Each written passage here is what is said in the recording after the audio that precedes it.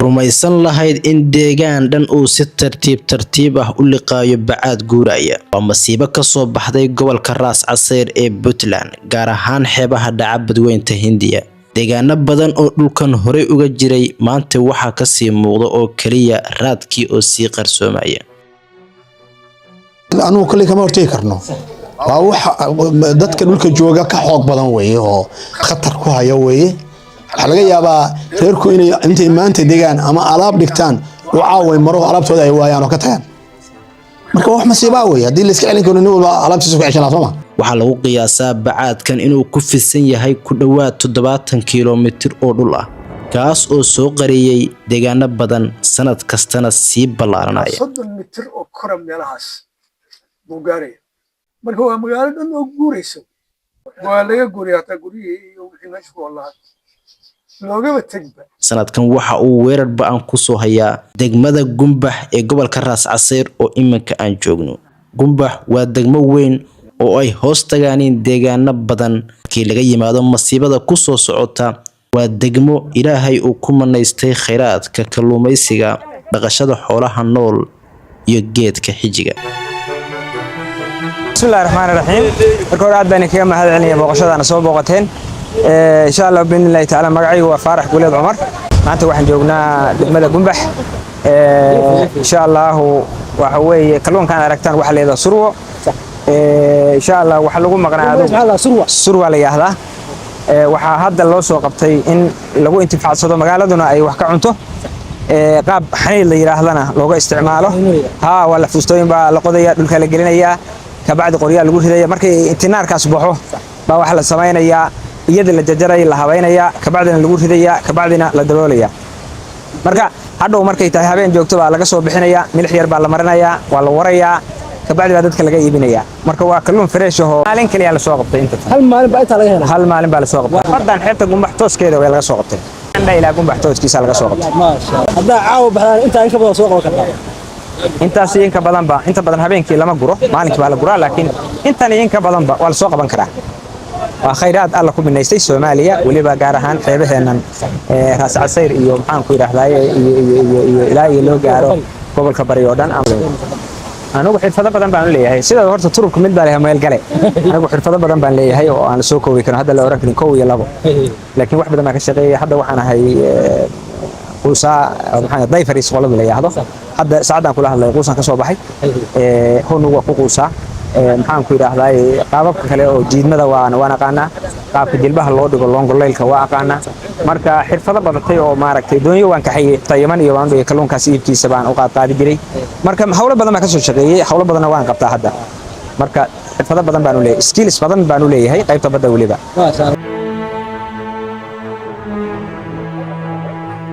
sidoo kale waxa kamid ah qisooyinka cajiibka ay iga yaabsaday magaaladan waa deegaan ka dhaqan duwan deegaanada kale ee Puntland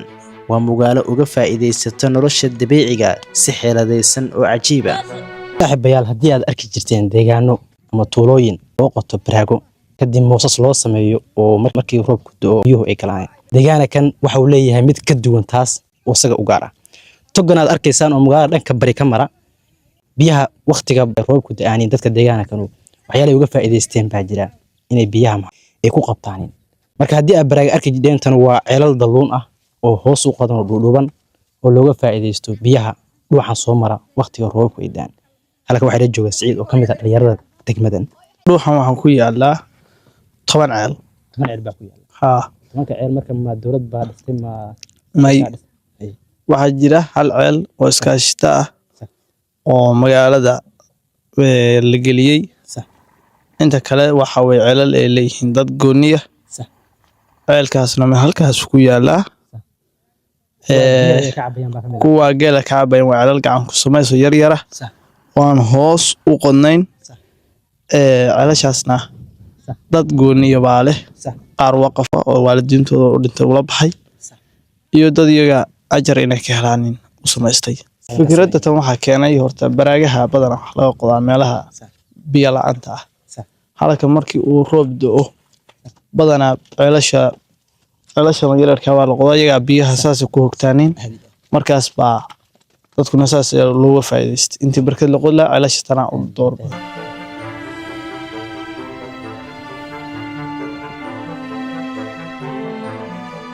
intaanan u gudbin sheekada bacaadka waxaynu ogaan doonaa degmada Gumbax gurigii ugu horeeyay oo laga dhiso iyo waqtigii la asaasay. tanayadii baa la asaasay oo la degay dhulkan Gumbax iyo markii xeelaha loo soo dhaco dhulkan wuxuu lahaa dhul maguurta ah oo aan laga guurin laakiin saaran xeebta dhinaceeda saaran oo ay ka dhisan yihiin hoosooyin yar ka dhisan yihiin oo lagu shaqaysto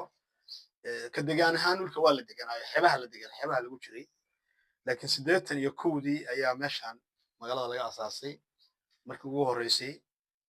gurigii laga dhisay oo lagu bilaabayna hadda uu yaalaa ka gurigii ugu horeeyay la asaasay 81 la dhisay waa gurigan weeye guri dhagax ah oo salka loo dhigo oo degmada Gumbax laga asaaso waa gurigan gabowga ah ninkii asaasay Allahu naxariistay nabadan si jaamac Isa loo oran jiray abihi aniga dhalay weeye marka taariikh ahaan marka ciida salka u dhigtay degmadan iyo asaaskii ninkaas dhintay oo guriga iska lahaa weeye Ilaahay u naxariisto degmada waxay qaadatay 2013 ba degmada qaadatay laakiin waxa jirtay laba sano ay daleedahay ka sii horeeyay baa jiray marka 11 2011 waa daleed degmada laga dhigay 13 degmo caadi ah loo soo magacaabay oo sida caadiga ah bay ugu xirotay degmooyinka caadiga ah ka mid noqotay waxyaabaha degmada Gumbax dhibaatada ku haya oo ka jira waxa koow ka ah bacaadku sideedaba dhulka xeebaha u dhow ciid bay u badan yihiin xilligu asaasmay kulli xilli dhow ma aha laakiin wuu kala yaraa xilligan marka wuuna badan yahay xawlina wuu ku socdaa inta hadda uu ku fadhiyo 70 kilomitir baan ku qiyaasi karaa magaalooyin badan oo degmada ka tirsan iyo kuwa aan ka tirsanayn ba wuu saaran yahay laakiin degmadu waxay kaga duwan tahay degmada Gumbax waxay tulooyinka iyo magaalooyinka kaga duwan tahay dhinaca dabaysha xagaaga ka soo dhacayso bacaadku ka xiga sida darteed sanad walba inta soo talabo ku socdaa magaalada ku soo socdaa waxa uu ku soo socdaa wuxuu kaloo leeyahay dhulkii xooluhu daaqi jireen oo degmadu inta hoos timaada culays badan ku hayaa geed kuma noolaan karo meesha u marayo dhaqdhaqaaqa ugu badan laba waqti sameeyaa xilliga xagaaga ah oo ka bilowda bisha afraad aakhirkeeda ama aan idhaahdo shanaad ilaa iyo bisha sagaalaad ama tobnaad hal dhinac buu socdaa oo meeshan dabayshaas fooraha baa ka dhacda oo dhinaca ka timaada xagaaga dhulkan looga yaqaan dabayshaas ka xaysa oo waxay u kaxaysaa dhinaca bariga oo bay u kaxaysaa kulli kama hortay karno waa wax dadka dhulka jooga ka xoog badan weeye oo khatar ku haya weeye waxa laga yaabaa reerku inay intay maanta degaan ama alaab dhigtaan oo caaway maro alaabtooda ay waayaan oo ka tagaan marka wax masiiba weeye inuu soo gaaray shaqo ma jiro soo gaaraya sababta waxa weeyaan wax kale oo Ilaahay u baxsho ma ahe soo gaaraya sababtoo hadii uu soo socdaa hadda kilomitirkii uu 5 sano ka hor joogay hadda ma joogo bacaadkaasu waa bacaado waaweyn oo isku saaran oo inta badan aan u sababeynayno inay badda ka soo baxaan ولشيء يكون هيان بني آدم كيبيئة الدجان كيحولها با و الرماها لسه ويه دجان كواحد يكون هيان إرتينا إني دبولان وبعد كاسو جيت كوفوله وقلل يا وينجيا تنكله ودوي كل مرة بوجينيا ما أنت وداد مرة سا marka aad laba cisho kadib soo martana wadadii bacaad baa barti fadhiya wadooyinkana culayskaas buu ku hayaa tan kale dadka xataa laftigiisa wuxuu ku hayaa iyo xoolahaba wuxuu ku hayaa culays waa mari ciid jilicsan weeye oo dabayshu ay maaragtay sido inta badan dadkana indhihiisa ayuu dad badan baa hadda u indhabeelay oo loo sababeynaya inay ciidda tahay iyo xoolahaba waxa weeye indhuhu kaga dhaca indhahaasi markuu ciiddaasi ay ka buuxsantona qofkii uu indhabeelayaaba ishaba way tegaysaa marka waa aafo rabbaaniya weeye waxaa kaloo jira magaalooyinka inuu soo gelayo oo guryihii uu qarinayo hadda waxaad arkaysaa tuulooyin xeebaha dhaca sida tuulada la yidhaahdo dhuquuqur oo kale oo magaalada u jirta ilaa 15 kilomitir meelahaas uu qariyay taas aafadaas marka waa mid degmada ka jirta waliba iyada gaar ahaan iyadu maaragtay aanay la wadaagin magaalooyinka kaleeto dadka deegaanka ay isku dayeen tabartooda inay bacdada ugu dhow oo magaalada soo gelaya siday uga hortagi lahaayeen marmar dhir lagu beero iyo marmar laakiin bacaadku waa wax halkii bacad baa wuxuu haystaa ilaa kilomitir iyo bar meelaha ilaa 2 kilomitir kuwa ah kor marka loo eegana wuxuu gaarayaa ilaa 30 mitir oo kor meelahaas buu gaaraya marka waa magaalo dhan oo guuraysa wey dhibkaas waa mid magaalada haddana haysta kuna soo socda cid kasta oo markaa aanu isleenahay yaa waxbay kala tacaali kartaan waan soo dhaweynaynaa markaad odayaasha weydiisto taariikhdii horeeto muddo soo jiray laakiin markii ka horeeyey inta uu ka yaraa wuu soo kordhayaa mar ka dambaysa wuu soo kordhayaa hadda wuxuu keenay heer hataa meelaha qaarkood uu buurihii uu fuulo halkaasuu hadda maraya deegaankan ka hadlayo waa qariyeyba waa laga guuriyay hataa guryihii iyo wixii meesha ku olaad loogaba tegba deegaan kasto hadda uu ku soo socdana saas uu ka dhigaya sidaas uu ka dhigayaa in looga guuri way noqonaysaa marka uu soo gaaro magaalooyinka haddaad xeebta tagtaan meelaha yaryar oo gaadiidka la dhigto ama ay dadka kalluumaysataa ay ka dhistaan cooshashka ka dhistaan waxaad arkaysaa